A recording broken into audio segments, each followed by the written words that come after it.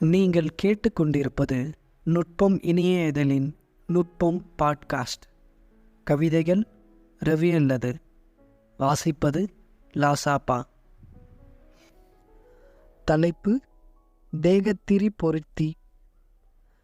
தனிமை தனித்தலின் காரணம் அறியேன். முன் கிடக்கும் உதிரப்பாடுகள் தொடுமச்சம் மேவி கிடப்பதால் ஓடி ஒளிந்து கொண்டதான நினைவின் ஆசுவாச இடுக்குவழி இருள் விலகலில் பிரகாசிக்கிறது அரையெங்கும் பூரித்தல் பரவசமேக. ஒளி பருக திளைக்கும் இவ்வேளையில் திரி கொளுத்தாத தீவினை இருள் கவ்வி கிடக்கிறது. மீண்டும் ஒரு யுகாந்திர துயரமாக துலக்கமானதொரு பொழுதிற்காக ஏங்கி. தலைப்பு: நிலையாமையின் மெய் கூற்று. பரிச்சயமான சில வார்த்தைகளுடன் ஒப்புக்கொடுக்கப்பட்டதாக கழிகிறது பொழுதுகள் யாவும் அன்றாடங்களுக்குள் அநேக முரண்பாடாகவே ஒத்திசைவற்று. கண்டெடுக்காது போன வார்த்தைகள்தான் பதட்டத்துடன் பணமீட்டி கொடுத்தது ஓய்வு நாளுக்காக ஏங்கிய முன் காலங்களில்.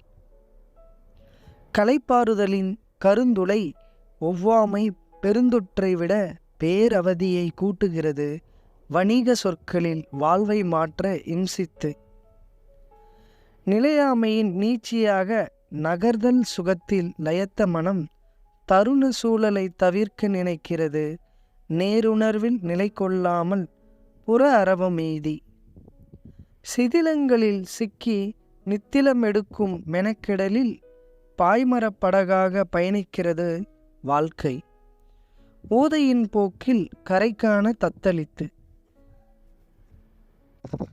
தலைப்பு: பாரிய வாசனையிலொரு பற்றுறுதி. நினைவுகளில் நீந்தி மகிழும் இப்பொழுதுகளே போதும். தூண்டிலிட்டவரும் துயரொன்றை கொடுக்காத பொழுது.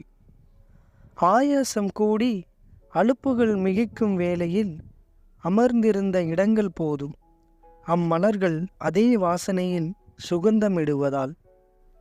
நீயற்ற பொழுதின் சோம்பிடாதது பற்றியான புற பொறுமல்களுக்கிடையில் சேமித்த மகிழ்வு சிறு தொகையென கூடுகிறது யாதொரு பங்கமற்று.